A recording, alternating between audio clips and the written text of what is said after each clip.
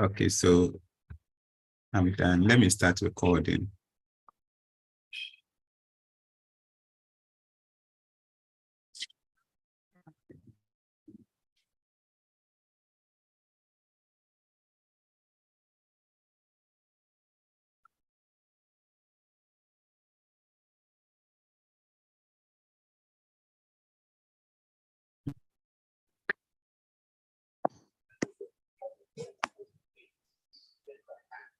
Right. Good evening, everyone, and thank you so much for joining us for our scientific session, the first for 2023. We thank you very much for making time to join us, and we thank our presenters for agreeing to present on this important topic. We are recording it, so immediately we finish the meeting, it will be posted to our social media platforms. Currently, it's being streamed live on our YouTube channel as well.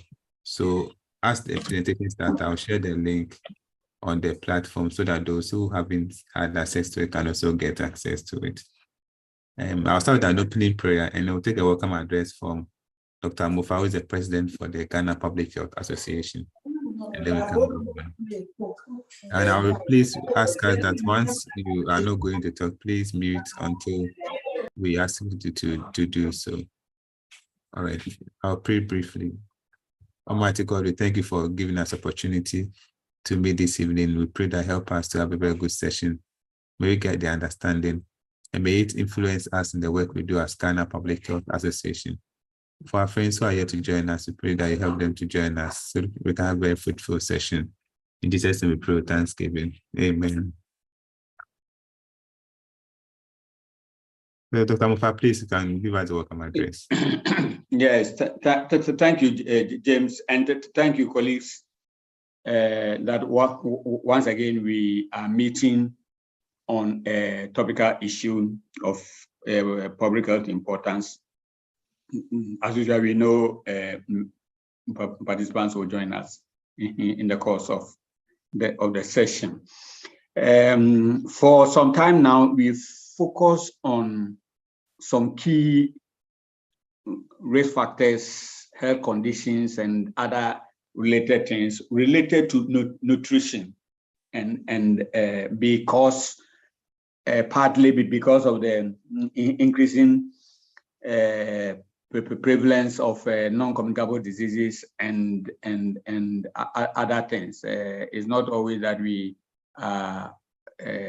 need to talk about infections, epidemics, pandemics, and the other. Also, some of the choices we make are also influenced by public interest in a particular topic. I mean, based on what people discuss on social media and in the mass media. Only a few weeks back, we celebrated Chocolate Day, and a few other a number of discussions went on, and people were extremely excited by for various reasons. I mean, about the cocoa we have and others, and we thought it was opportune for us as Ghana Public Health Association to look at the scientific evidence and related issues related to some of these topical issues, and then inform ourselves in terms of knowledge, and also be able to impact on others who may ask us, because we look at the population-based influence and impact of things. And for some time now, we are all aware of a cocoa in Ghana with various attempts at improving the quality and the production of it. There are a number of reasons why we may be interested. One obviously is the health reasons, if any. And if you're interested in that, what is the evidence to support us in that area? And also, public health involves the economic issues, and so we will definitely also be interested in knowing the value of the commodity we are so familiar with, for obvious reasons. So we invited two of our scientists, lecturers, to make some presentations on two aspects of the commodity, the economic benefits and related issues, and then the health benefits in terms of its larger impact on the population. And so we are privileged to have the two. They will be introduced shortly, one after the other. And so you are all welcome. And we hope that we shall continue patronizing our activities and then sharing knowledge as we move on. And so this is what I'll say for now. I'm sure I'll have another time to just give one or two things. Over to you. You are all welcome. Thank you very much, Dr. Mufa. Thank you very much. So at this point, I will call Mrs. Okwabi to introduce our first speaker to us. Thank you. Thank you, James, for the opportunity.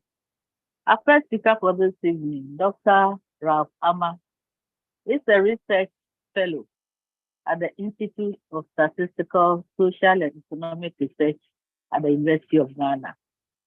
He's an agricultural economist with nearly a decade's experience in conducting household and market-oriented surveys and quantitative data analysis.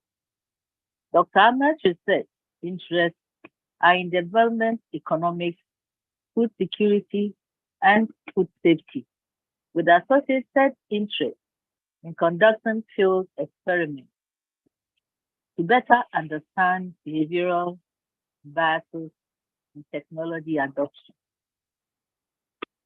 Dr. Amma studied at the University of Ghana, North Carolina State University, and Kansas State University, where he was a scholar of the Feed the Future Innovation Lab on the reduction of post-harvest loss. Prior to his doctoral studies, he was an assistant research fellow at the Center for Social Policy Studies at the University of Ghana. Dr. Amma, this evening, with your presence, I believe that you are going to impact positively on our diet and healthy lifestyle. Thank you for joining us.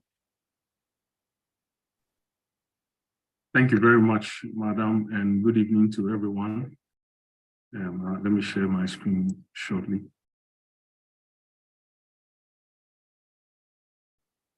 Please confirm if you can see my screen, please. Yes, we can see.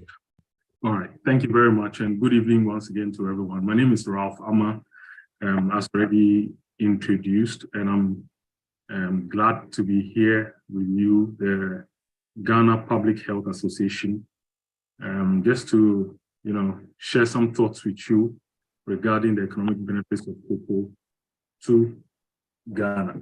I'll start this presentation by giving very brief background and then share with you the cocoa value chain.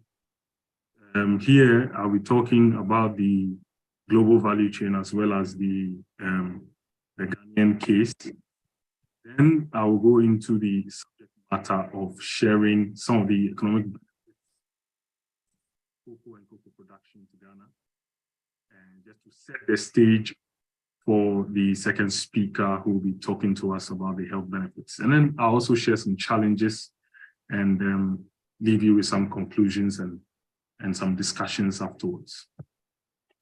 So on a global context, contributes to the livelihoods and incomes of millions of people around the world. And most of these people, directly or indirectly, they saw their livelihoods from cocoa production at some point on the cocoa value chain. Seeing that there is some stable production of cocoa from the rest, there has been a heavy dependence on cocoa from West Africa, particularly from Cote d'Ivoire, Ghana, Cameroon, and Nigeria. And this has increased the market share of these four African countries from about 55% to 74%, considering the cocoa barometer of 2020. In the Ghanaian context, the broader agricultural sector contributes on average about 20.7% of the country's GDP, and also employs nearly 50% of the population, directly or indirectly. Of this, in 2021 alone, cocoa share of agriculture nearly 3 billion and keeps on supporting many family livelihoods and rural incomes. I need to mention that the current cocoa management system survey pegs the direct incomes or direct, the number of people who source their direct income from cocoa to be around 100,000+. But it is reported that we have about 800,000 to about 1 million farm households or households who directly or indirectly are part of the cocoa value chain. This notwithstanding, see that cocoa production in Ghana is predominantly smallholder, with at most or averagely about 2 hectares. And so its full potential has not really been exhaustively explored. Okay, so let me now talk to you about the global cocoa value chain. So for a normal crop value chain, you have the producer and then the consumer. Now, in the middle are so many things that go on. You can think of this as an hourglass, where you have a big top, a big base, but a very small middle. But interestingly, much of the activity in terms of the value addition, the money that exchanges, and the big part of it, or the much of the activity in the value chain can be found that small piece, and that is really, really essential. So we have millions of smallholder farmers who grow the beans, and then we have haulage trucks or transport companies who transport the beans to sites for either processing or export. Much of cocoa from West Africa is exported to Europe and to the Americas, and we have grinders who, on grinding the cocoa beans, supplying to chocolate or confectionery manufacturers to manufacture the cocoa, and then it is taken to retailers for sale, which is then consumed by billions of consumers. So millions of farmers, a few companies in a few countries, and then billions of consumers. However, the local scene, our value chain is really interesting. Our value chain is quite different from other cocoa value chains in West Africa. Take, for example, Cote d'Ivoire, Ghana. A very clear distinction is with the regulation of cocoa in either of the countries. In Ghana, the presence of cocoa board is strongly felt in the cocoa value chain. So we see from the left-hand side of your screen that we have cocoa boards, Cocoa Health and Extension Division. We have cocoa board seed production division, working very strongly with farmer groups and providing the seeds that they need, information that they need in terms of extension, etc., disease control, etc., to the farmer groups or other farmers to produce the cocoa. We also have private input dealers who provide fertilizers and other inputs for the farmers to enhance their production or to keep producing the cocoa. From here, we have individual buyers who probably will source the cocoa from the cocoa farmers, but typically we have licensed buying companies, those we call LBCs, who buy the cocoa from the farmers and haul the cocoa to the export sites. Now, for each stage, we have the cocoa, we have Cocoa Board's quality control company providing oversight of the various stages, ensuring that the cocoa that is being transported is of the right quality, is of the right grade, and is going to earn us the right amount of money. Thereon, we have about 19.5% of the beans being sent to some local processors who process and retail to local companies for consumption here in Ghana. Then we have about 80.5% of the beans exported out of the country. So majority of what is produced in terms of cocoa beans are actually exported out of the country in a raw form, or at least minimally processed form. Okay, so this is the the bird's eye view of our cocoa value chain here in Ghana, and this is a simplified version of the cocoa value chain. So you see here the disease cocoa health and extension division, seed production research Institute of Ghana, playing a major role in the production of the cocoa beans. Now, when it comes to the sourcing and marketing of the beans, you have the cocoa marketing company. You also have the quality control company, essential roles here. Now, the licensed buying companies would have to be checked by the QCC to make sure that they are adhering to all the safety protocol that needs to be considered when it comes to handling cocoa. Here as well, we have some financial institutions and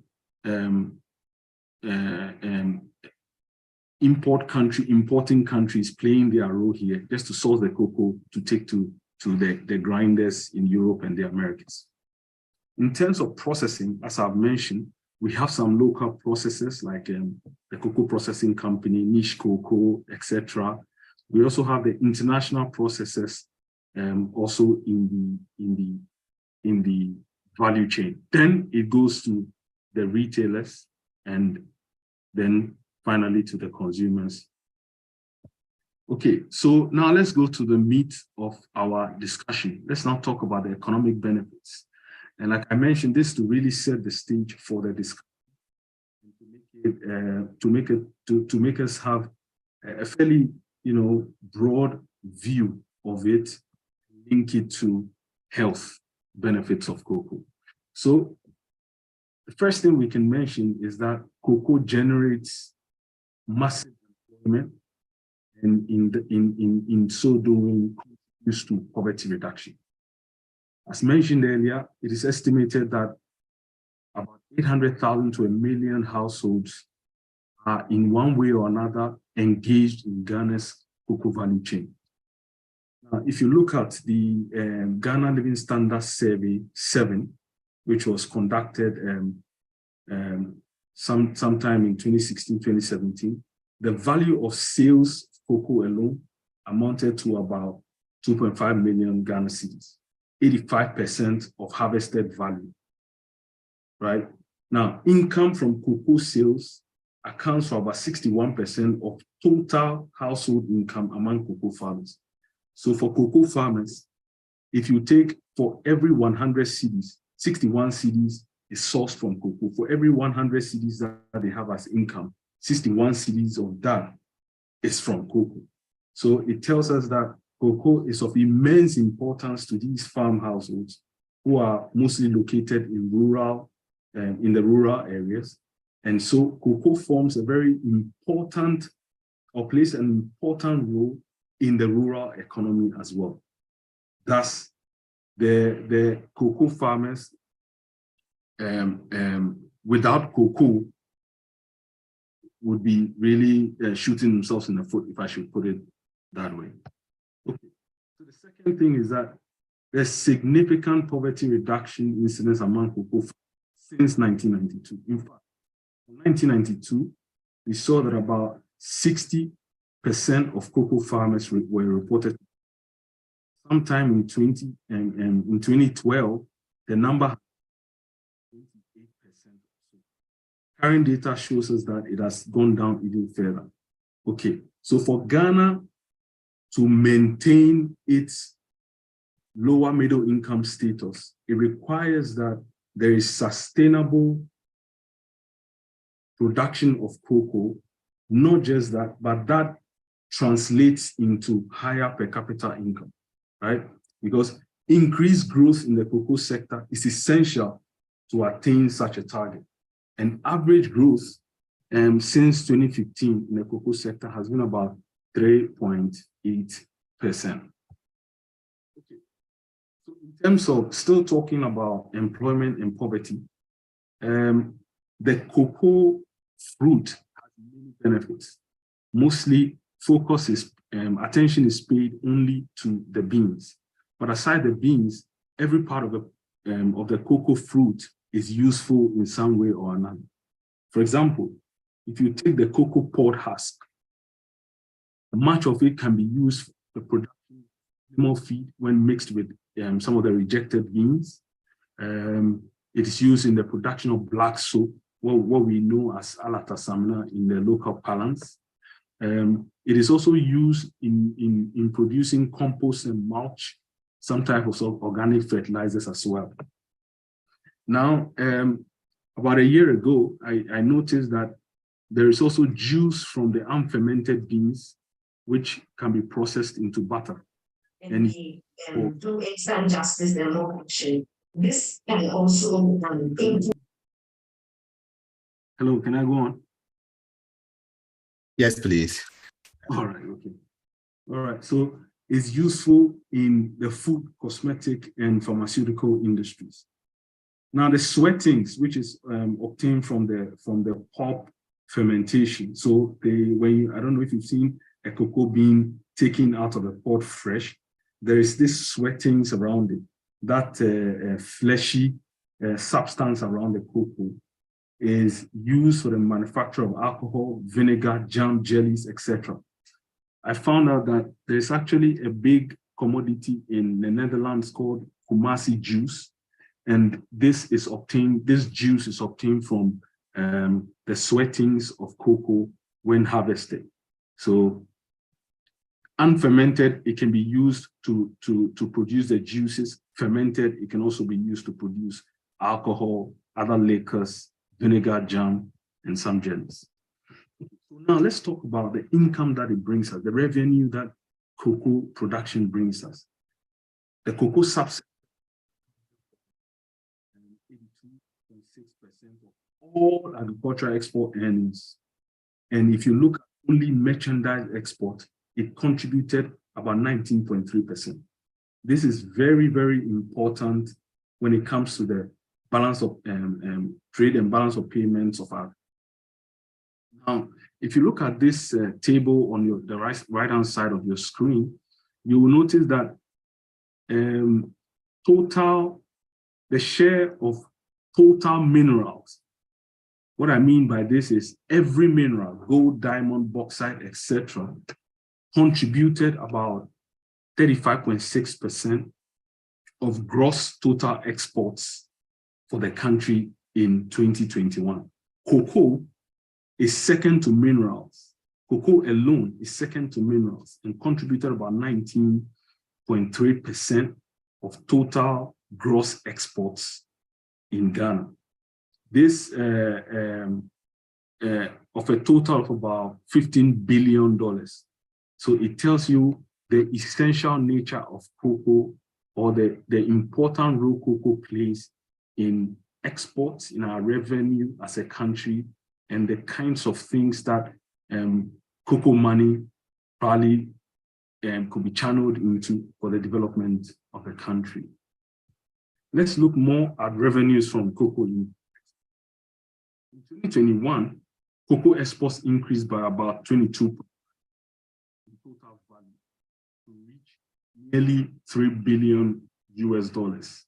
Now, the unit price of cocoa beans increased only by about 0.04%, while the unit price of cocoa products increased by about 7.6%.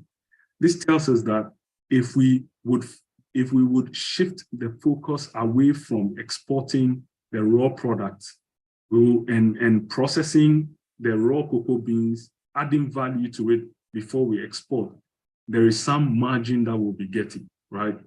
But this comes with investment in infrastructure so that we can get that done. So both cocoa beans and cocoa product recorded increments in export volume by about 20.2% and 17.4% respectively. But look here in this bottom left corner, you realize that the percentage of cocoa processed before taken out of the country or processed overall is only about 31.3%. Okay, so let's talk about the benefits in terms of essential services that we realize from the cocoa. We see that actors along the cocoa value chain have access to essential services such as healthcare and education on many fronts in Ghana. We can talk about the famous cocoa clinic in Accra and many other infrastructure that cocoa, through Cocoa Board, has provided for our country. We see that the international community have also played a major role when it comes to this, because for some of them, it is the role that they play that has driven some services that we see in Ghana coming from the cocoa subsector. It has also supported key agricultural innovations, and this is really important because aside the traditional productivity enhancement practices, what those in the field will call PEPs, we see that there are very key agricultural innovations that have been pushed by the cocoa subsector. When we look at transactional costs alone, the cocoa subsector has introduced some organizational innovations. For example, you may have heard of the living income differential, which is an idea that Ivory Coast and Ghana came up with to place a certain premium on cocoa beans that are produced. So in this vein, we have about $400 on every ton of cocoa as premium on every ton of cocoa that is produced. But since Ghana, Cocoa Board sets the farm gate price of cocoa, whenever there is a shortfall on the world market, or whenever there is a higher price on the world market, the margin goes into a stabilization fund so that it can shore up values of or prices of cocoa whenever there is a dip on the world market. So we see the living income differential and playing some role here. $400 per ton of cocoa as premium for the farmers to receive or enjoy. We also see virtual payments introduced in the cocoa sector. Previously, we have cocoa crutches, and I'm sure they are still around, and purchasing clerks who go around buying the cocoa from the farmers. And these people will be traveling with quite a lot of money in them to pay farmers for the cocoa that they receive.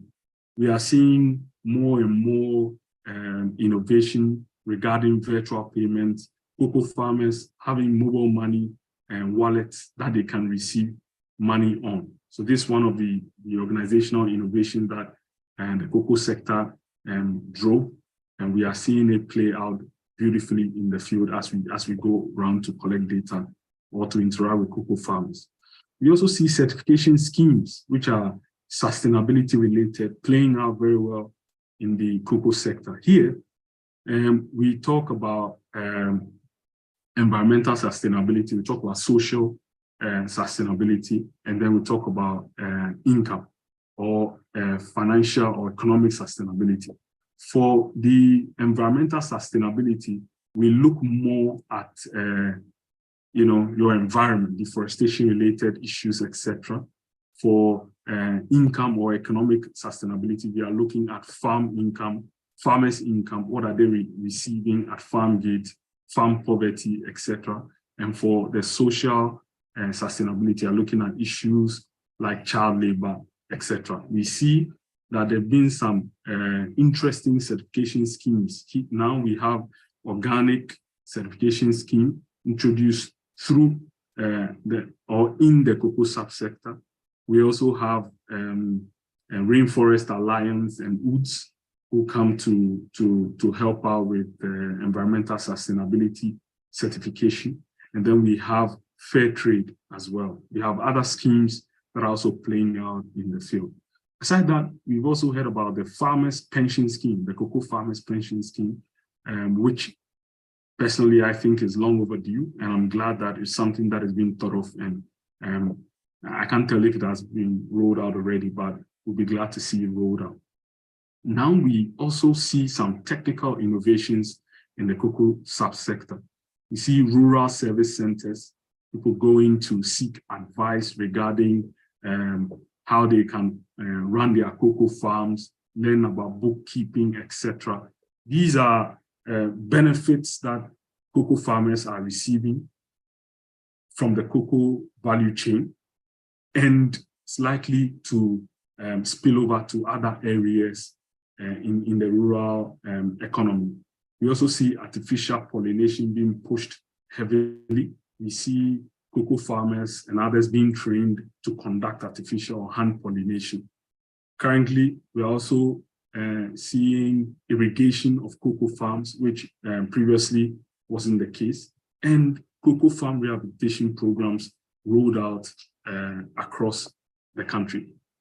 This is to ensure that there's sustainability of cocoa production in Ghana. Then comes the challenges. So I share with you here an image that I got from the Cocoa Barometer of 2022, and they called it the Cocoa. So you can see here, the right-hand side of the screen, you can see human rights, you can see environmental protection and living income. So environmental protection has to do with the environmental sustainability I mentioned earlier. Human rights has to do with social sustainability. Living income has to do with economic sustainability, right? So these two branches, human rights and environmental protection, attach to the main trunk of this problem tree, which is living income, right? So we hear a lot of reports about child labor on cocoa farms, etc. We've, from the opening remarks, heard about deforestation and galamsey activities or artisanal small-scale mining activities on cocoa farms, etc. This is hinged on the low incomes that cocoa farmers receive compared to the value of the cocoa industry, and to a larger extent, the confectionery or the chocolate industry. So somebody may say that, oh, why don't we increase yields and this problem of income will be solved? But increasing yields does not necessarily translate into higher incomes. In fact, some of the literature, in the literature, some people have suggested that increasing yields alone would just lead to higher risks rather than directly influencing or causing prices to go higher. So without significantly higher farm gate prices, sustainability in the cocoa sector would just be a dream that we'll be having. If we do not increase the farm gate prices, then poverty, the poverty reduction idea may not be realized fully, if I should put it mildly, you know. And if If there is poverty, then we are going to have all the other issues, right? If there's low income, farmers will not be concerned about intensification practices. Rather, they'll be concerned about extensification practices, which is expanding their cocoa farms, and they will expand it into forested areas, which is now going to cause deforestation, degradation of forests, etc., loss of biodiversity. And then if they are using agrochemicals, it is going to seep probably into rivers, other water bodies, etc. They will also be compelled to use their children on a farm because they are poor and they cannot hire labor to work on their farms. If this happens, there's a likelihood that children may not go to school, so limited or minimal education, and it is also likely to influence their health, which the Ghana Public Health Association, I'm sure, will be interested in. If health is impacted, if child health is impacted, and you have liquidity constraints, you don't have enough money to take children to the hospital, etc., it's going to affect other household activities, further lower production and further lower income. So this is something that would have to be considered holistically when it comes to living income, when it comes to farm gate prices. It is not lower, it's not higher yields that would lead to higher income, but rather what we need to focus on the farm gate prices, increasing farm gate prices, which will then lead to higher net income, not just about income, but net income, because as you increase your yield, it translates into increased cost of production, etc. So let me share some conclusions with you before we get into the discussion. Cocoa plays an important role in our economy. I mentioned here that it generates employment, it supports rural livelihoods as well as urban livelihoods to some extent. It improves poverty reduction, or it's a potential driver of poverty reduction. It's important, it's an important foreign exchange earner for our country. It supports economic growth and development of our country. You may have heard of the cocoa syndicated loans that are taken to buy cocoa ahead of time against sales at a later stage. Whenever we hear of that loan coming in, we know there will be some relief probably on the forex market. It also plays an important role in improving access to essential services such as healthcare and education, and it's a key driver of agricultural innovation on a whole. That's in here, and thank you for your attention, and then we can go into the discussion. Thank you very much, Dr. Amma, for this insightful presentation.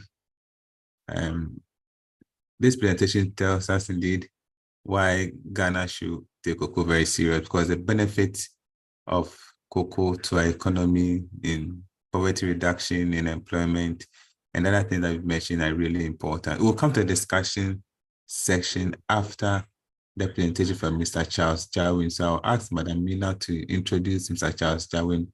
When he's done with this presentation, we'll take the Q&A together. So if there's any question or comment from with Dr. Ralph Ama's presentation, you can please note it down. So when we get to the discussion stage, we can take all of them. Thank you. Santi Mina, please, you can introduce to us our next speaker. Very much. Thank you, Dr. Amma, for this insightful presentation. For our next presentation, we have Mr. Charles Jarwin, who holds an MSc in dietetics, a BSc in community nutrition, and was an assistant lecturer at the University of Cape Coast for a year. And currently is a PhD student at the School of Biomedical and Allied Sciences for the University of Ghana. He worked as a principal dietitian in Kolibri Teaching Hospital for 4 years. He has worked in the University of Ghana Medical Center for the past 5 years and is currently chief dietitian and head of the Department for Nutrition and Dietetics, University of Ghana Medical Center. Mr. Jawin, thank you for being with us this evening. And it is my hope and deep conviction that by the end of the evening, we will have something that will impinge on our diet and healthy lifestyle. So your audience, thanks for coming.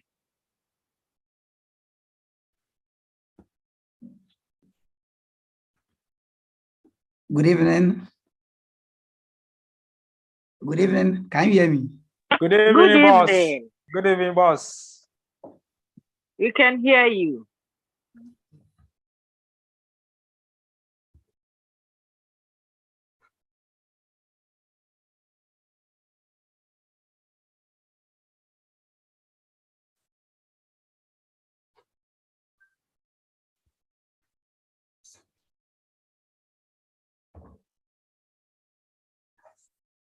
Please, I'm having a little challenge. I'll get back to you soon.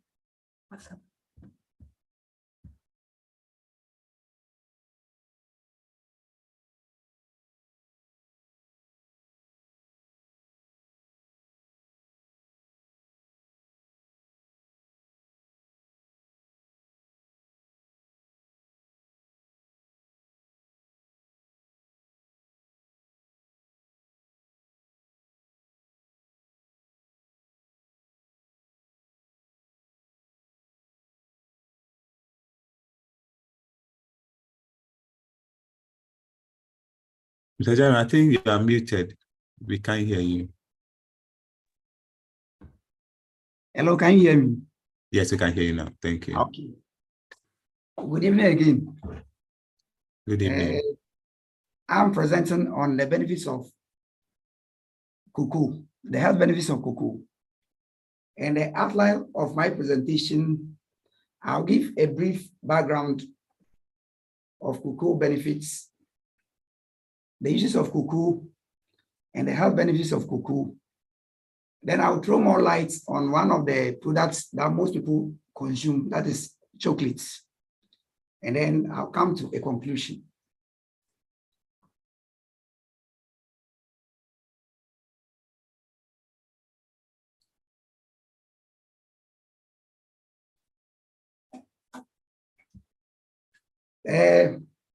As you can see, I kept a pictorial picture of cocoa just to refresh our mind. That's on your right side. My right side is the fruit and a plant, cocoa plant with fruits on it. Then you can also see the pod with the fruit when it's opened. And in the middle is a dry cocoa seeds or the beans that they mostly use to process cocoa products. That when we consume them, it tends to give us a lot of the benefits that promotes health.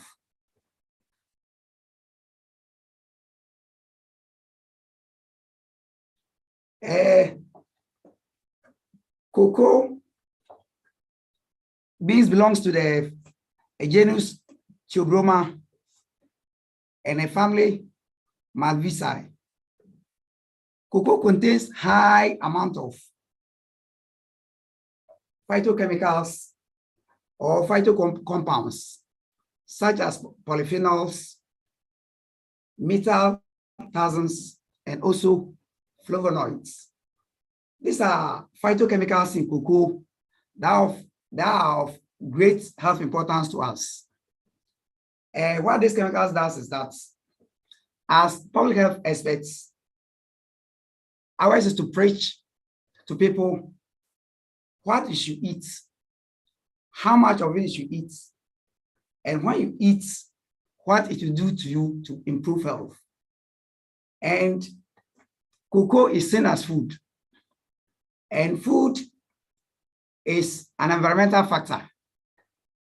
Now the science is moving towards no more the genes you were born with, but rather after birth, your genes are influenced by environmental factors that enter into the body. And what will this do? When these environmental factors like diet, which cocoa is an example, it goes to act on your DNA. We all know that all cells play all functions of your body to either make you stay healthier or you may fall sick. And what it does is that cocoa serves as an environmental factor that can act on the DNA to stimulate gene expression. What it does is that when the genes are stimulated, they are transcribed into RNA, and RNA can be acted upon to become messenger RNAs. And when your messenger RNAs are acted upon, they translate into proteins. And whatever proteins that you produce determines how your cells functions, because it's the proteins that initiate all metabolic processes. And once we are going through these metabolic processes, that determines how every cell functions. And we are fortunate, I mostly call cocoa as the magic fruit. Why do I call it the magic fruit? It contains very special phytochemicals that when you get them into the system, it helps us a lot. Once you breathe air, you drink water, you eat food, metabolic processes, okay. When you eat food and you break food down, we get nutrients such as carbohydrates, proteins, and the fats. If you metabolize them, you end up producing some substances we call free radicals. What do these free radicals do to us? They tend to attack our body cells. So we are fortunate that cocoa contains certain compounds that we call them antioxidants. And the examples of the antioxidants I just made mention, such as the polyphenols, the methyl-xanthines, and then the flavonoids. They have the ability to neutralize these free radicals that we call them reactive oxygen species. This can create a lot of health problems to us. So cocoa contains this, and then this plays a very crucial role in maintaining our health. In the same vein, cocoa has some pharmacological importance. It contains pharmacological importance such as analgesics, antispasmodics, and also anti-cancers. That if you consume cocoa products and you're able to get these phytochemicals into your body, and even if you are in pain, some of these phytochemicals tend to subside the pain. And nutritionally, when we also consume cocoa, we tend to get about somewhere around 50% of, maybe if I consume 100 grams of cocoa products, I may get between 50% of the carbohydrate in it. And about 20% of it will also give me protein. And about 18 to 19% of it, I'll get some vitamins from it. And then there are also some minerals in it, and also some bioactive substances that are very crucial. And research has shown that the highest product on earth that you can get magnesium is cocoa. It's the only product on this planet that you can get high amount of magnesium. And magnesium plays a very key role in our body. It is needed for regulating muscles, nerve functions, blood sugar levels, reducing of blood pressure, and making proteins and bone, and also our DNA. So that tells us that if you educate our people and they know the importance of cocoa and they are consuming cocoa, then we are going to have healthy citizens, and then leading to having a healthy nation. I also like to give a brief history of cocoa in Ghana. I know most of us have been hearing this since our elementary school. That's somewhere around the 18th century that cocoa came to Ghana. And it was brought from Fana Depot. Presently, that is Equatorial Guinea. And this was brought into the country by our legends, Tetekweshi, which I know most of us are aware of this. And it has also been proven that cocoa from Ghana is one of the best you can get in the world, purposely because the processes we treat our cocoa before we export it is unique. That's the way we ferment our cocoa, and because we also use sand to dry our cocoa, it is considered that our Ghana cocoa is one of the best in the world that you can get, because we preserve all nutritional needs that you can get in cocoa. These are also a few uses of cocoa I've just outlined. Cocoa can be used to produce our cocoa powder. We can also produce our chocolates. We can also produce cocoa, other biscuits, our toffees, and those you can see there. There is evidence to prove that to get most benefits from cocoa, it is best to eat it in its raw states. And when you are taking it in its raw states, there is this bitter thing that is in cocoa. And when all the nutrients are eating cocoa products that are bitter, that is fine when you get all the right benefits from the cocoa. But most people do not tolerate the bitterness. So they tend to either add certain additives or add some milk to it or add some sugars to it just to improve the taste.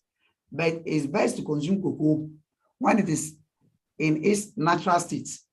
And that is where you can get most of the antioxidants that are very beneficial to our health, for us to enjoy the right benefits of cocoa that we are expecting to get.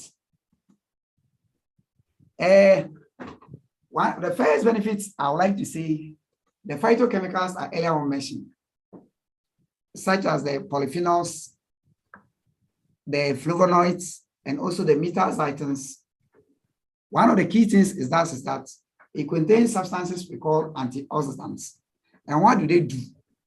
They try to neutralize the free radicals that when we eat food, especially if you're a smoker, if you smoke cigarettes, you tend to build a lot of antioxidants in your body. In the same vein, we those who live closer to industrial areas, there are chemicals that are produced by the industry, and it tends to pollute our air. So the more we breathe in those polluted air, we also add up more antioxidants to our body. And the food we won't even eat, at the end of it, once it's metabolized, antioxidants, free radicals are produced as a result of food metabolism. And antioxidants play a key role in neutralizing these free radicals. And what do these free radicals do? They tend to either damage our cells or they create some chronic diseases for us. Therefore, cocoa contains these antioxidants that can help mop up all these free radicals that have a high potential of damaging our body cells. Another benefit about cocoa is that it protects our immune system. Research has shown that cocoa improves our immune system. And how is this done? Cocoa, the phytochemicals that you have in cocoa products stimulates it makes blood supply to vital organs. It promotes the dilation of blood vessels. And by so doing, nutrients and other nutrients are able to supply to your cells. And once your cells get the nourishment, any organ is able to remain in a healthy state. And if any foreign body enters the body, it's able to respond because your immune system is stronger. You're able to fight whatever organisms that finds its way. In the same way, there are products like our cocoa butter, where we have palmitic acid. Palmitic acid can just serve as an antioxidant, and also palmitic acid, it emulsifies our skins and it maintains the skin integrity. Therefore, it serves as a barrier to prevent organisms from penetrating the skin to even find their way into the bloodstream. And by so doing, you are improving your immune system. In the same vein, research has also shown that cocoa is able to stimulate our bone marrow to be able to produce enough blood cells and also strengthen your T helper cells so that if any foreign body, any microbial organism that finds its way into your bloodstream, you're able to respond to that and be able to fight the microorganism. And once you can fight your microorganisms and remain healthier, your immune system will be able to protect you from diseases. A research has also shown that cocoa protects our heart and blood vessels, and it also contains a substance that is able to mop up free radicals, and these substances are what I earlier on made mention of, that the polyphenols and then the flavonoids tend to neutralize any free radical that is produced as a result of whatever we consume into our system. And it has also shown that people who consume consumption of cocoa reduces about 50% of cardiovascular mortality. So if you decide that if you can consume about 1.5 ounces of cocoa products a day, then you are invariably reducing your mortality rate as a result of cardiovascular disease by 50%. And then cocoa also contains a substance that is able to initiate synthesis of nitric oxide. And research has shown that nitric oxide is able to help improve our blood pressure. That is, people who have high blood pressure. Nitric oxide is able to help bring down your blood pressure down. And it has also shown that nitric oxide is also able to improve our erection. We all know that erection is before your penis, especially the men, before you get erection, is blood that must move to the area for the gland to, once blood supply, blood that must move to the gland to remain erection. But cocoa has the ability to promote blood flow towards the, it helps dilate blood vessels. Therefore, more blood supply can be sent to the erectile, the penis, and that can also help sustain erection. Research has also shown that cocoa products enhances platelet activity. So that tells us that it tends to reduce or slow down clotting. And we all know that if certain clots find its way into the bloodstream, it may travel and may find its way in blocking certain tiny blood vessels, and that may either expose you to other getting or any of the cardiovascular diseases. So the cocoa products, that if you can consume at least a serving of dark chocolate each week, it can cut down your risk of developing heart failure. Evidence from various systematic reviews and also research is telling me that people who consume cocoa products, it facilitates their muscle when in the course of exercising or doing any sporting activity. If there's an injury to your muscles, you tend to have a quick recovery from the injury of any injury you get as a result of sporting activity. And cocoa also contains high amount of energy that you can get, especially the butter. If you consume cocoa products, as I earlier once said, you can get about 50% of the carbohydrates from the, or no, the end product of carbohydrate is what? Energy. Research has also shown that effective, that if you consume as an athlete or a sports person, if you are consuming daily consumption of cocoa products, is effective in recovery from whatever exhaustion or exercise you go through. There is also evidence to show that cocoa products enhances blood supply to your brain, the brain. And what the chemical in cocoa or the phytochemical that play this key role is the flavonoids. So if you consume especially the cocoa powder, you tend to get these flavonoids, and these flavonoids will increase blood supply to the brain. Oh no, when you get enough blood supply to the brain, it moves with oxygen and nutrients, which nourishes the brain cells. So you become more alert, and then it enhances your mood. It also decreases depression because your cells are active and you're able to think well and then analyze this and then do your daily activities very well. And it's also proven that even if you are giving cocoa products to the aged or the elderly people, then it tends to improve their mood. There is this, other studies have also proven that cocoa contains a substance that we call prostaglandins. And what it does is that it helps in mopping up, when glucose level goes up in the blood, it helps in mopping up the glucose, and then it also improves insulin sensitivity. Therefore, people who are diabetic, when they can take daily cocoa products, such as brown cocoa powder, then it improves upon their blood glucose level. And as a result, in my years of practice, we recommend to all diabetics that when they come, we tend to encourage them that you prepare the bitter cocoa, if you can take it as a snack, as your daily snack, it tends to help maintain your sugar level. In the same vein, we all know that when you get diabetes, your vessels, blood supply to the extremities of your body may not be, you may not be getting enough blood supply to the extremities, and that tend to either narrow your blood vessels or leading to neuropathic conditions where you'll be feeling numbness and other things. But it has shown that cocoa contains a substance that helps in then opening up the blood vessels so that more blood supply will get to all extremities, and by so doing, it reduces the diabetic neuropathy that diabetics mostly felt.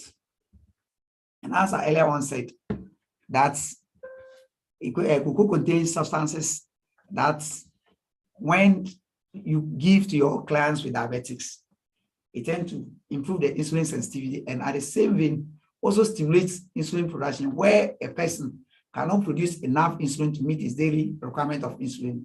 Who has the ability to stimulate the beta cells of the pancreas to produce enough insulin to perform this function. And then certain researches, certain clinical trials were even conducted on rats.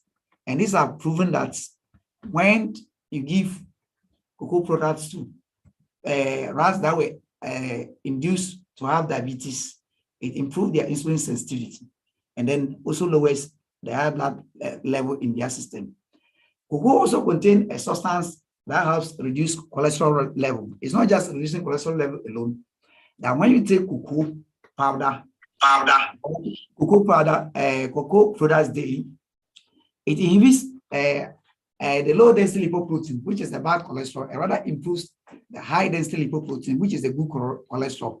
And by so doing, it becomes protective of cardiovascular disease. So cocoa is very good in consuming it daily to be able to get this benefit.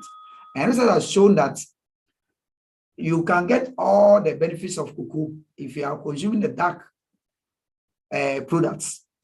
That is, if cocoa is processed and they add a lot of sugars and malts to it to change to either the white chocolate, it's better to eat the dark chocolate than the white, because when you're eating the darker ones, you tend to get all the nutritional benefits of cocoa than those that are processed to either mix it with milk and sugars to change the color and also sweeten it.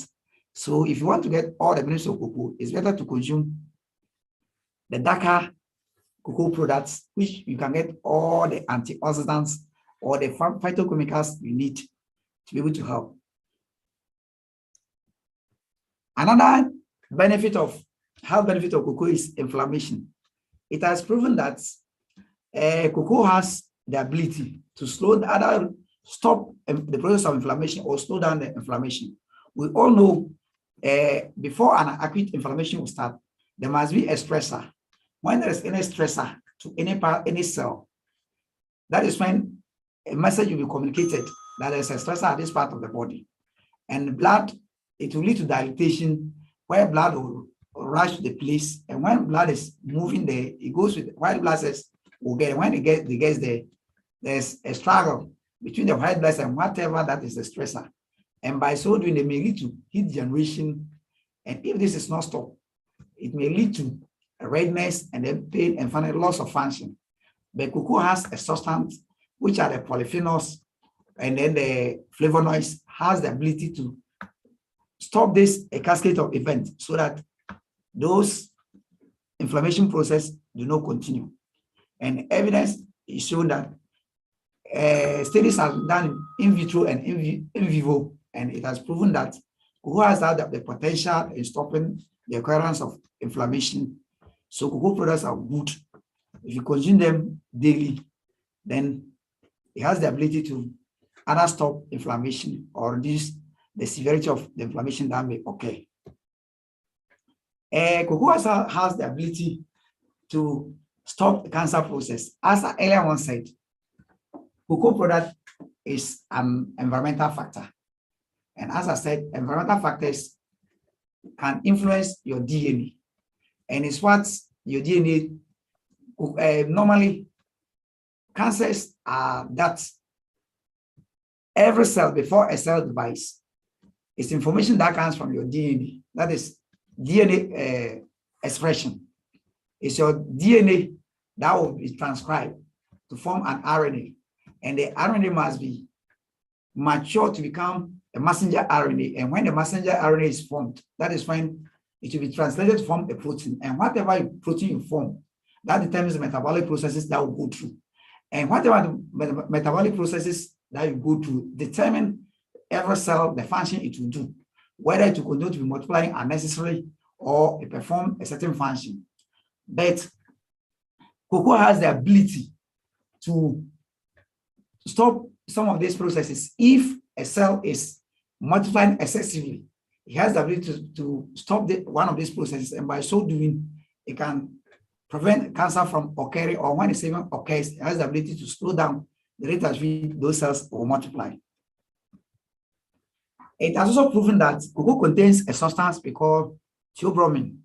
And the theobromine, it has proven that cocoa that is grown from Africa has high amount of the theobromine.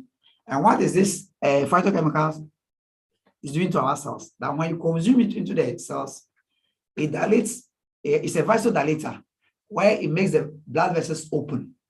And when blood vessels opens, in actual sense, when people are pregnant women, what this theobromine does is that it prevents or reduces preeclampsia. And preeclampsia is where a woman is pregnant and they tend to have severe headache, dizziness, and high blood pressure. And people pressure goes up when the blood vessels are constricted, when there is constriction of blood vessels. But the theobromine has the ability to dilate the blood vessels. And once the dilation occurs, it has the potential to reduce the blood pressure. In the same vein, the same theobromine also has the ability to act as a diuretic. We all know when you are pregnant, you may either have fluid overload or fluid retention. So this theobromine has the ability to serve as a diuretic, where if there is fluid retention in a pregnant woman, it tends to promote them, it stimulates the kidney tubules for it to open up, so that more those fluids could be excreted from the body, and by so doing, it can reduce the blood pressure of the pregnant woman. And as I earlier on said, that research has shown that cocoa grown from Africa has high amount of the theobromine, which is of high beneficial effects in controlling a preeclampsia in our pregnant women. I would like to throw more light on various cocoa products that we are consuming, and which is the chocolate, which I am mentioning because a few people who are privileged, who have the potential to be consuming chocolates, it's best to know which type of chocolate, when you consume, that you have more of the health benefits. And research has shown that it's better to consume a dark chocolate than the milk chocolate or the white chocolate. And why? Because the more the cocoa is processed, the darker the cocoa, the more of the phytochemicals or the polyphenols and the methyl-thiones and also the flavonoids that you get in cocoa, the more you can get it in dark chocolate. And once you get them, then you can have the full benefits of the cocoa products. And research has also proven that if an individual can take about 1.5 ounces of cocoa daily, then you can get high health benefits of cocoa. So as public health professionals, my advice is that we should promote people to consume chocolates, but let them know the type of chocolate when you consume, they can get the full benefits of the cocoa products. And my recommendation is that encourage people to eat the dark chocolates, and the dark chocolate should be at least 1.5 ounce daily. Then if you consume this amount, you get all the health benefits that you need to get. And in the chocolates, if you consume the dark chocolates, that has abundant flavonoids, which improves your blood, vessels, and also so that it improves your blood vessels to dilate well. And once it dilate with, more blood and nutrients and oxygen supply will get to the cells. And the flavonoids also have anti-aging properties. As I said, cocoa contains flavonoids that helps in neutralizing free radicals. And what free radicals does is that it neutralizes free radicals attacks our cells. But if you take in cocoa products has the ability to bring antioxidants, and what the antioxidant does is that it neutralizes the free radicals, and by so doing, you don't age. Research has shown that even twins, all human beings, we are about 99.9% of our DNA are identical. We are only different from each other by 0.1%, and this 0.01% is about 3 million nucleotides. So that tells us that although you may all be having the same genes, is the environmental factors, what you eat can either have an effect on you, because it's what you eat that will lead to what protein you produce, and the proteins that you produce will determine the metabolic process that will go in. This explains why you may be identical twins, maybe two identical twins, then one gets to develop maybe some puberty, like two girls who are identical twins, and they are kept in different environments. They may all be having the same genes, but depending on what they are eating, other like certain genes turn on. When they give birth to you, all have the same set of genes. The environmental factors will let certain genes switch on faster, or may either prevent certain genes from not acting. While certain genes that we call them housekeeping genes, they are supposed to let you, they are always on, and they are supposed to protect you. So when the housekeeper genes are switched off, you have the potential of what? Developing cancer. Housekeeper genes are supposed to prevent oncogenes from expressing themselves. Oncogenes only express themselves when your housekeeper genes are not more functional. The environmental factors can let your housekeeper genes turn off, and that may give the opportunity to oncogenes to turn on. And when they turn on, you have the potential to do what? To develop a cancer. And chocolate has the ability to prevent these things from happening. And as I earlier once said, dark chocolate you get more beneficial effects from dark chocolate. And as I said, when you consume chocolate, I've even heard from certain nutrition professionals telling people that there is high cholesterol in chocolate they shouldn't consume. But per the systematic reviews I've gathered, it's not telling me that chocolate rather promotes high absorption of, it contains a substance that promotes high absorption of the good cholesterol, which is a high density lipoprotein, and inhibits the absorption of the low density lipoprotein, that's the bad cholesterol. And by so doing, it rather protects you.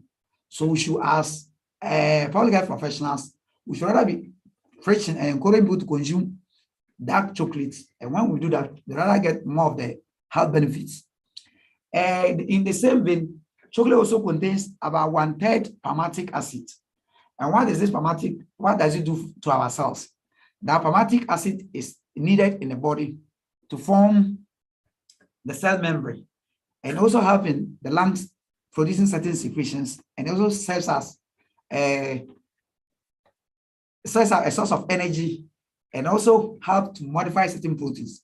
We all know when genes are being expressed for a cell to even function, after the DNA is transcribed, and then to an RNA. RNA is matured to form a messenger RNA, where it's translated to form a protein.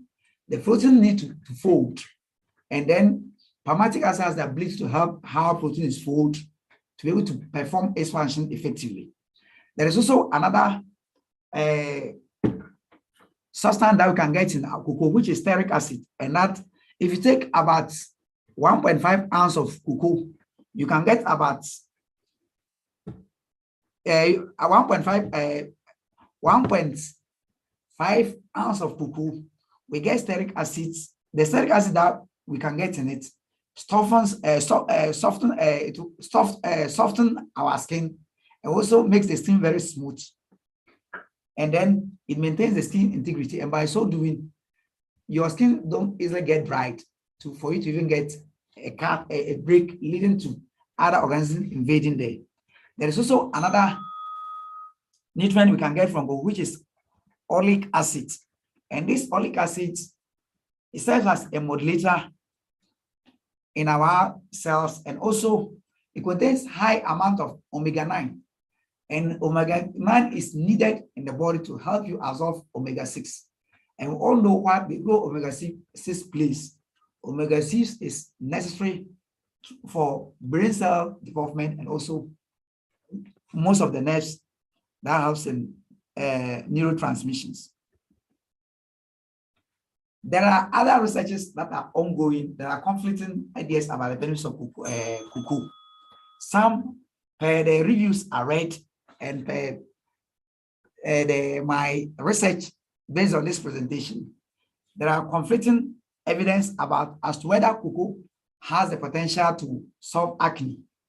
And some are saying yes, others are saying no. So in effect, the conclusion is inconclusive. More research needs to be done in these areas. And then there's also a conflicting argument about allergies. The same thing has to do with migraine, where you have severe headache at one side of your head. People have the view that if you're having migraine and you take cocoa products, you'll be relieved. And others also have the view that there is no impact in taking migraine. Some are the idea of also using cocoa products to reduce weight, that is if you are obese. There are conflicting also research on that. But what I'm sure of is that there are certain research that were conducted, and that has proven that if you're an obese person, then your BP is very high, then cocoa products can help the BP come down. But as to whether the cocoa product can let you lose weight is something that needs further researches. And that our attention is all on the cocoa beans, and a lot of research have been done. But I think the current trend is that they are trying to also find out other evidences based on the cocoa pods to see whether there are other beneficial effects that can be gotten from it. So in conclusion, what I can say is that cocoa and cocoa products have beneficial health effects with the presence of the phytocompounds or the phytochemicals. And which are the phytochemicals?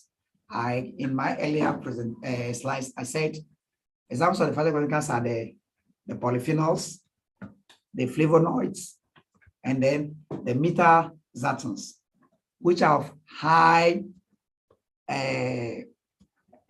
beneficial effects.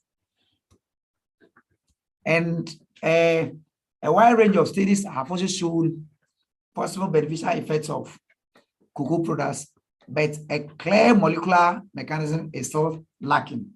Yes, for the past 20 to 30 years, it's like more studies have been, researchers are now trying to find out at the cellular level, that is nutrigenomics and nutrigenetics, about at the gene level, what really happens when the product enters the cell level. Previously, more emphasis were not on that, but if you look at other researches now most of the research are now on at the cellular level what is happening. So I think more researches need to be done there for us to see the benefits of cocoa, that at the cellular level what we can get. So the bottom line is that cocoa and its products can be of health. The bottom line is that cocoa and its products can be of a health diet, but not considered a superfood because we need to enjoy everything in moderation, and eating it everything right will either get you the potential effects. So my take-home message is that as public health professionals, we should be able to tell people what to eat. That is, if the cocoa products, let us educate them that it's better to eat the dark chocolates than the white chocolates. It's also better to eat at least 1.5 ounces of cocoa daily. And let them understand that once you are on this earth, then you breathe air. Our air is now polluted. Our water bodies are being polluted by galamsey, which are chemicals. The food we eat, the end products, we get free radicals. Therefore, it's important we should be considering cocoa products as part of our daily meals, so that once it is a superfood or a magic food that contains antioxidants that are critical in mopping out the free radicals. Because once you are living on this earth, prevent free radicals from occurring. Once you eat food, once you drink water, and once you breathe air, the air is polluted.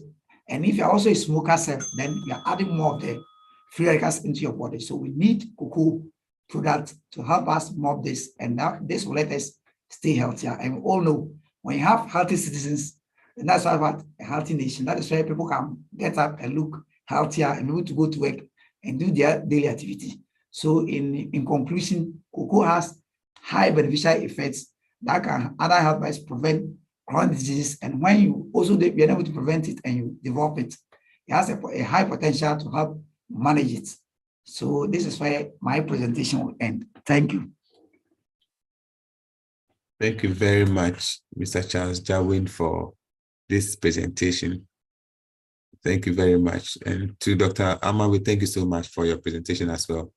It's now time for the question and answer session and discussions. If you have any comments, you can please raise your hand and you'll be called. If I also want to type, you can type a question into the chat section and then we can read it for you.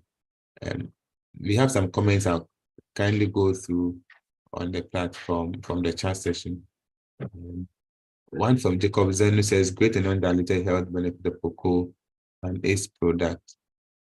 Then there's one, the McIntosh says, for several years, the farmers who produce cocoa do not have good roads, adequate and nice roads, not to mention access to health services. What can we do to improve this? So maybe this is a question that Dr. Rafama, you can help answer. Our farmers are not getting the real benefit of the cocoa, and people usually say that the children who haven't seen the cocoa pod before are getting Cocoa Ball scholarship, whilst the farmers' children are not getting anything. Please, what can you say about it? Well, thank you very much. I think this is a very legitimate point. My view is we need real targeting to be able to do some of these things. I mean, most of the time when we talk about these things, we need to be mindful of the fact that data is required to carry out some of these things effectively. Otherwise, then it will not be widespread. Rather, it will be just a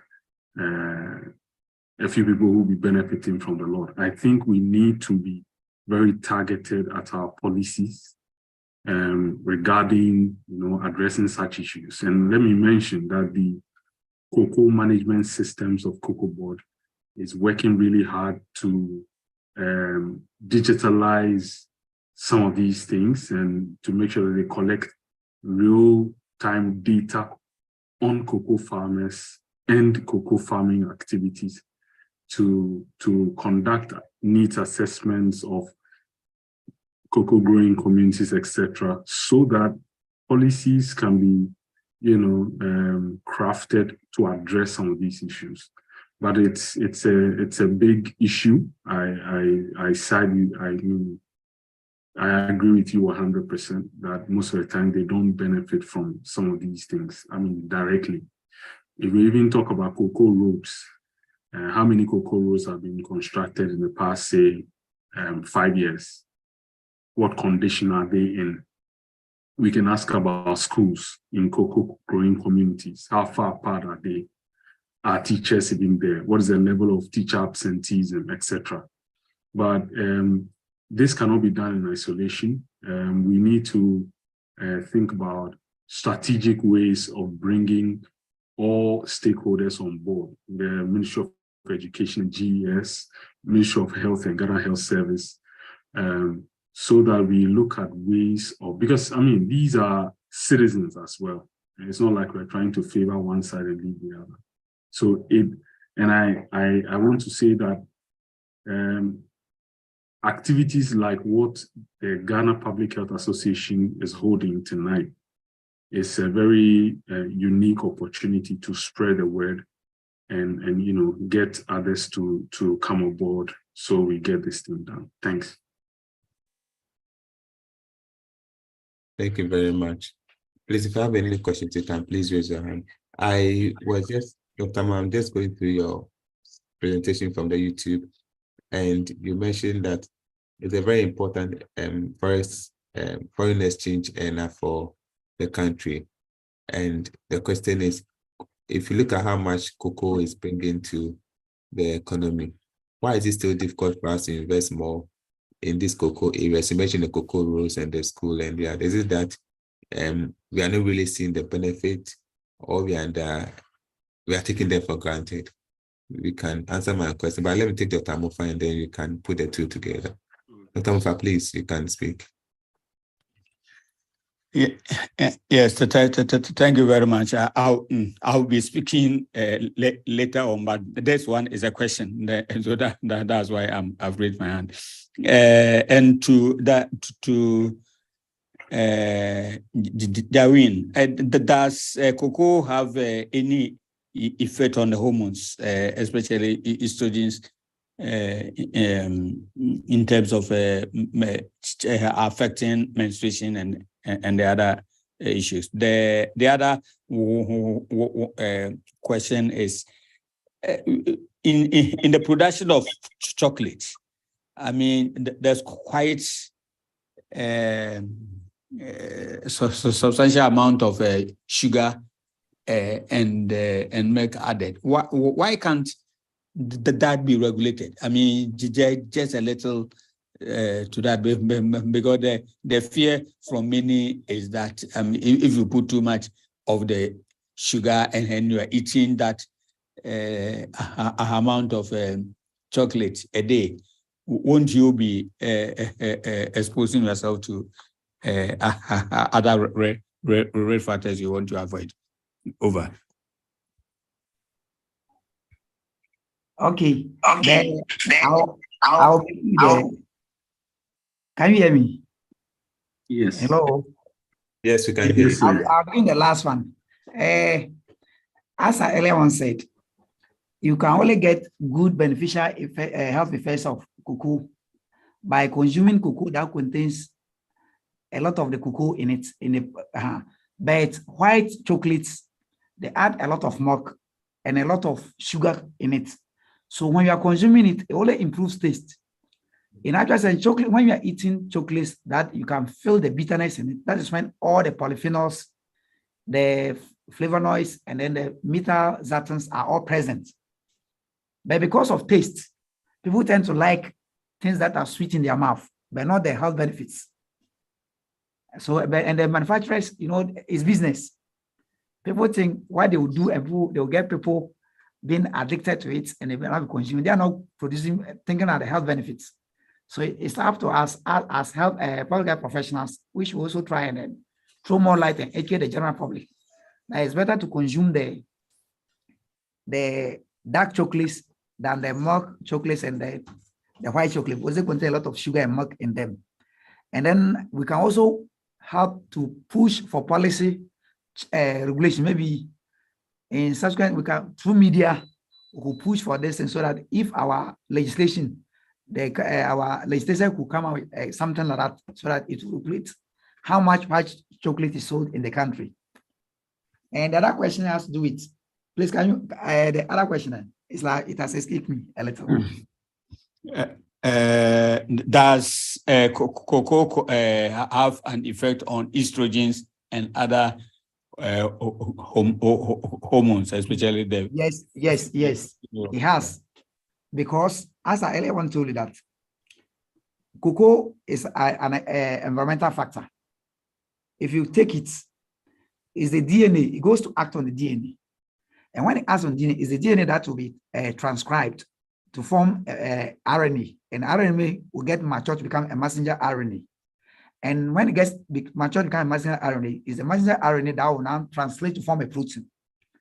And whatever protein that you produce will determine whatever you can. And they said there are certain flavonoids that increases hormonal production. So cocoa has a substance that is why I also told you about how it also increase men. So there are some substances there that also acts on the reproductive cycle of the woman. So my answer is yes, it has effect on the hormonal changes of women, and that will also affect their reproductive, how menstruation, how they ovulate, to even lead to the menstrual cycle. Have I answered your question? All right. So the other question is, you mentioned we should take it in moderation. It's not a superfood. How will you describe the moderation? So the moderation, I was telling that most Ghanaians don't know how to. That's what I was telling about 1.5 ounce daily. If you can consume a 1.5 ounce daily of chocolate or any cocoa product, then you get all the health benefits. So you can promote cocoa consumption as a snack. It could either be in the evening or in the morning. Then we are promoting good health, and that will help a lot of people. Okay. May I There's a come? question in the chat that says that if you drink cocoa with some honey and milk, will we still get the benefits from it? And another question, do some other compounds like in the morning, like ginger, cinnamon, others also enhance the benefit of cocoa? Most of the natural spices, some also contain antioxidants. And what making cocoa a superfood is that it has the ability to stop certain reactions. You know, free radicals initiate reactions, and cocoa has the ability to. So if what you're adding is a natural spice that also contains antioxidants, then you are just also supporting cocoa to get the beneficial effect. But as I said, for honey, it should be in moderation. As dietitians will tell that you cannot take more than 50 ml at a go, maybe 3 teaspoons. So you don't just pour it. So everything should be in moderation. So people who are diabetic, we even tell them when they want to get the beneficial effect, we tell them not to even add sugar to the cocoa drink. And as I said, most of the benefits are the bitterness that you feel in cocoa. As you are decreasing the bitterness, then the potential of getting the whole beneficial effects are reduced. And the other question is, the 1.5 ounce, how do you break it down in teaspoon or tablespoon size, so we can know how to calculate? So if I know I've taken this amount of Milo, for example, I believe I've gotten this quantity of the beverage. So bringing down the 1.5 ounce, how do we reduce the measurement so we can now appreciate it? And that is about 42 grams. If I also say it in grams, will it be a challenge? Or you want me to use our home handy measures? So the teaspoon, tablespoon. Teaspoon is about 5 grams. Okay. So if you can take, what that's like 8, right? So the size, that's how if it is. If you have a full scale, then it becomes very easy. Or else, then maybe the size of your 2 fingers could be, if it's chocolate. I don't know what are you talking of? Are you talking of the cocoa powder or the chocolate? their weights are not the same. Okay, so then let's do the two of them. So in terms of the chocolate, the size, So- and then we'll come to the powder. In terms of the chocolates, maybe I would suggest not more than maybe 2 fingers. Okay, the fingers too, they are not equal. That's how I get to like my fingers, we are not, some have bigger fingers. Okay. So it's the grams that, so that's either 42 grams or 1.5 ounces. Okay. Uh-huh. And then So the it's powder is about 8. If you say 1 teaspoon is 5, then about 8 teaspoons. level, not heaped. No As heap. like the one we are saying is leveled. So level quantities, some will heap it, somebody will heap a teaspoon, and when you pour it into a dessert spoon, it will be full and there will be surplus. Oh. Some can even get full. When you even add it to a tablespoon, it will get full. It Okay. must be leveled. So if you want to heap it, then maybe just it shouldn't be that quantity. Fantastic. And is it Macintosh or Macintosh, please? This is Mina. Oh, I'm Auntie Mina. Mr. Kwabi. Yeah, I think the measurement, the dessert spoon, the spoon that we use in eating, That one is a dessert spoon. that would be a heap full of that. Is that right? As a level of spoons, when you're using whether dessert or tea, it That's must be why level. not teaspoon, but the dessert spoon, like the 10 ml. The 10 ml is the dessert spoon, the 50 ml is a tablespoon. Then Yes. 5 So, ml is a so the 10 ml, is it full or level? The So 10 ml two- can be full. For which of them are you talking of? Are you talking of the powder? the dessert spoon. The dessert The spoon. No, I'm talking of which of the product are you talking of? That's what Is it we all use. Generally, that's what we eat. We use in eating, not the teaspoon. So I'm trying to that's talk why about the it powder. comes to. we've spoken about chocolate, we've spoken about cocoa I'm talking powder. of the cocoa powder. The chocolate, I think the small tablet, that is 35 grams. Uh-huh, That should come to about close to the 42 grams. uh-huh. you're talking about. So and right as the cocoa powder, most I come. We give them like Madam is saying about the dessert spoon. If you can take morning, evening, no problem. If you also take only morning alone, at least a daily. And when you do that, once these days our air is polluted, our water bodies are polluted with industrial chemicals, this mercury and those things. They add up our the free radicals or reactive oxygen species in our body, and it can either let you start aging faster, or you grow old faster, or it turn on certain genes that are not supposed to turn on, and that can lead to chronic diseases. So if you are getting this every day we are clearing your blood. And once you eat food, then the free radicals will be produced in your body. Thank you. James, my hand is up. Whilst I have the floor, I just want to make a submission so that we should think of ways of incorporating cocoa in our diet. Yes, that could be a suggestion as public health Yes. experts. Maybe If there's a way we can champion that. Yeah, bread, cocoa bread, Yes. and even the school feeding. That So, they can yes, it come can from become one of our policies. That would be a great. to promote all those things, to help with the consumption of cocoa in our diet. Because I bet you, those who produce the cocoa, when you make a survey, I wonder how much cocoa they consume a day, the cocoa farmers themselves. Mhm. So we should find a way of incorporating cocoa in our diet so that we get these wonderful benefits.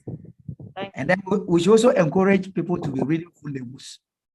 So that when you're People buying chocolate, if there is high amount of milk, high amount of sugar in it, you don't buy that one. Mhm. But they will tell you the percentage of cocoa that is added to it.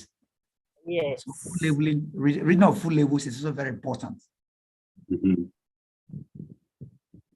And as public health experts, we have that role to champion the spread of the message, and people will get to know. And also sell the importance of cocoa, why, what we think. So every organ, all our 12 systems, cocoa has a potential in helping all the systems.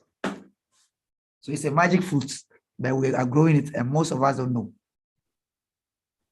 All right. So before we take the concluding remarks from Dr. Amofa, Dr. Ama, you can have your final comment. There's a question you can address whilst you speak, which is, there's a question from Festus. He says, does going to the farm with your children at weekends and vacation constitute child labor? So you can maybe answer that to you. That's a very interesting question. And let me say that there's a very fine line between what the experts will call child work and child labor. Some would say, or family work and child labor. And some would argue from the point that they are teaching their children the trade. But I need to mention that the international community in their certification of cocoa is against child labor. And what is child labor?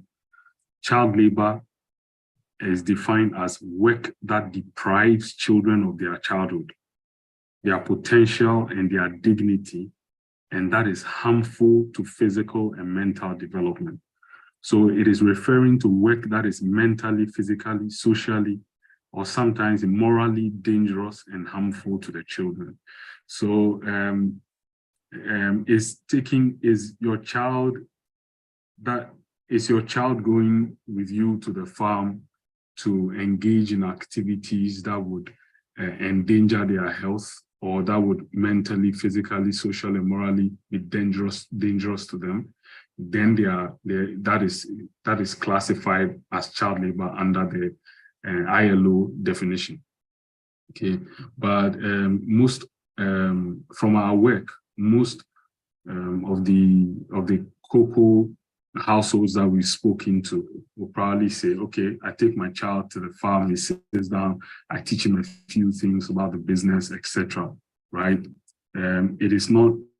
I think it is not a bad thing for your child to go with you to see what you do and to help out. But we need to be mindful of what they are doing on the farm, that what they are doing is not depriving them of their childhood, their potential, and their dignity. And it's in no way affecting their mental, social, and moral health. Another question that someone may ask is, how do you measure if it is affecting that? I think there are some of the activities in cocoa production or cocoa farming that even the cocoa farmers will not do themselves. For example, spraying. Cocoa board rolled out spray gangs who come and spray. There are some of the skills, some of the activities that require specialized skill, like handling a go-to-hell. The go-to-hell is the tool that they use to harvest the cocoa. These are very sharp tools that children should not be allowed to handle. How about application of chemicals, application of fertilizer, pesticides, etc. Even the older people are, some of the older people are not doing it with the right PPEs. So would they do that for their children? In order to avoid all of these, we play safe by saying, be mindful of the type of help that your child is giving you on the farm. And certainly it shouldn't be anything that is exposing them in the definition that I've just read out to you. James, you asked a question about whether we were taking cocoa farmers for granted. I would say, from where I sit, I would say no, we are not taking them for granted. But yes, the cake should be shared for them to have, a fair view of what they produce. I think that money or revenue that is obtained from cocoa is spread across the country for developmental benefits of all citizens. And this because it is said that cocoa farmers also benefit from a lot of subsidies when it comes to the inputs that they use to grow. This is a very contentious point. And so probably would leave that debate for another day. But I would say that having a more targeted approach to the rollout of policies, developmental policies, is key to ensuring that our cocoa farmers see much fruit of their labor, or see more of a fruit of their labor than what they are seeing now. Thank you very much. Thank you very much, Dr. Aman. Mr. Jari, your last comment.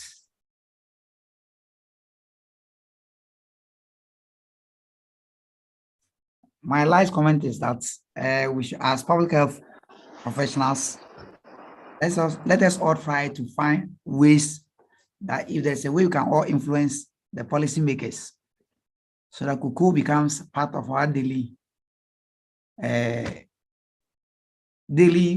snacks or whatever, whichever we can do to promote it. Because once we all consume, we eat every day, we drink every day, and we breathe, we take in air every day, we have the potential of producing a lot of free radicals in our body. And we are fortunate to have a magic fruit that can help us mop up these free radicals to slow down the incidence of chronic diseases. And then that will promote good health and then increase productivity as in this country as a whole. So let us be ambassadors of cocoa and see the way forward, how we can do to also promote the consumption of cocoa products, either in the form of a cream, because even if you apply the cocoa butter, once you have pulses, some can still find its way into the bloodstream and you still get the beneficial effects. So we can say we should all promote eat cocoa every day.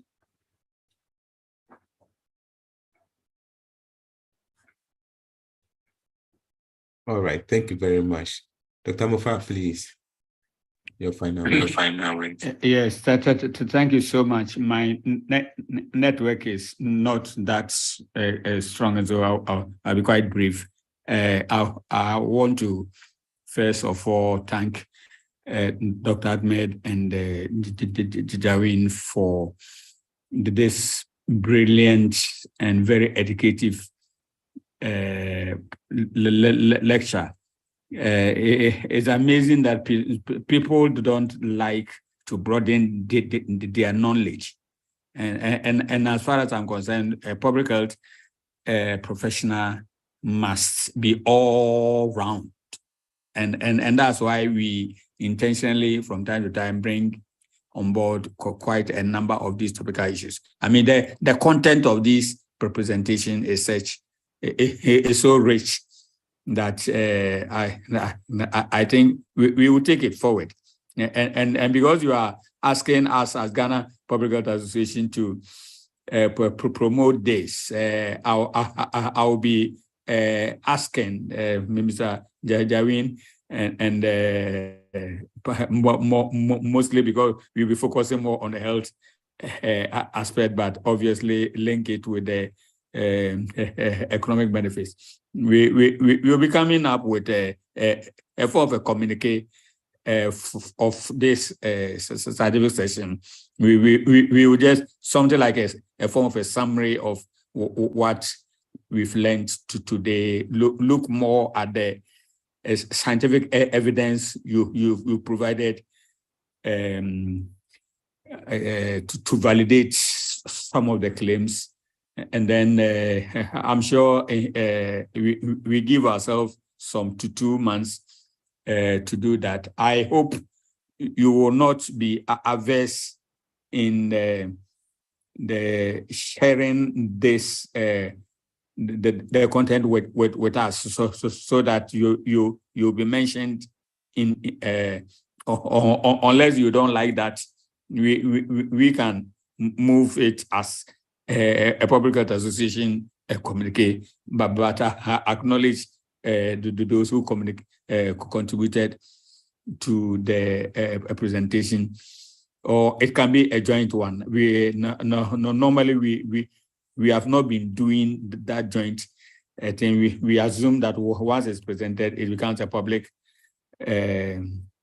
information, which we will all package in the name of the association, and then share with policymakers, our health partners, and other things. Because the information is so rich. I knew quite a few of the things you've mentioned. I mean, both from the economic side and the health side. But I think you've presented it in such a way that is really extremely helpful. And for some of us who are involved in non-communicable disease advocacy and other things, that is definitely quite helpful. We are glad that you made time for this. And so we will be contacting you through Mrs. Okwabi, and then we see how together we will be able to move things forward. That for now is what I will say. There will be another scientific session 2-3 months. We are thinking of climate change and these tsunamis, earthquakes, and other things that are also becoming quite topical. At least we know that we lost one of our cherished footballers. We want to understand some of the public health implications and issues related to that. I mean, and those are major issues which in the course of the coming months we will definitely want to engage. The Ghana College of Physicians Public Health Division has expressed interest in partnering us on that particular topic, and so probably our next scientific session, so somewhere probably in June, may focus on that, depending on if we get the correct presenters and to join us. And so thanks so much for your time, and thank you, James. You can take over. Thank you very much. So we will appreciate Mr. Charles Jarwin, and then Dr. Rafama for making time to speak to us. And these are usually our numbers. We usually record over 100 people joining today. I'm very surprised with these numbers, but we'll still share the video on our YouTube and share the others on our social media handles. One thing about technology is that once you record and you save, after so many years, anybody can just get access to it. So keep on sharing for those who couldn't join to go and watch. Thank you very much to everyone else for joining. And please have a good night rest. Hopefully, we'll meet again in our next session. Thank you very much. Good night. Thank you. Have a wonderful night. Thank you very much. Thank you very much. Thank you, everyone. Bye. Bye.